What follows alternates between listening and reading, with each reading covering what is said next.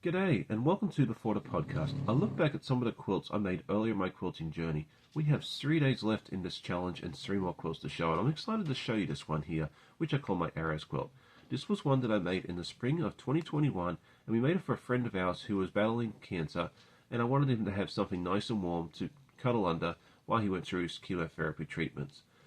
My wife and I wanted to pick a pattern that was fun and was suitable for a gent, which is not always the easiest thing. I find personally it's harder to find first a pattern for a gent and then secondly the fabrics, because there's a lot more fabric suitable out there for the ladies, at least in my experience, than there is for gents. Let me know if you find it different.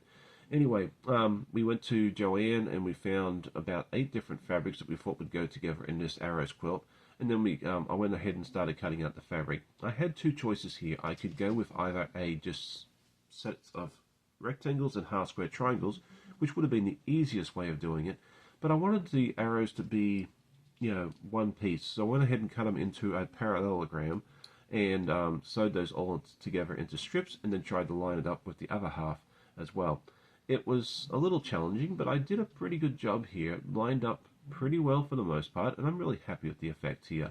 And then once I sewed all the rows together, I went ahead and did a simple stitch in the ditch down each of the rows just to make it look nice and come together fairly quickly, because I wanted to give it to him as quickly as I could so that way he could use it for his chemotherapy treatment.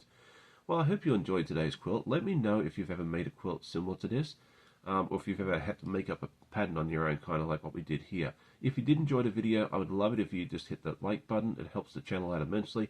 Tell a friend, and I always love hearing comments from my viewers. I hope you all have a great day. Happy sewing, and we'll see you tomorrow for the next one. Bye.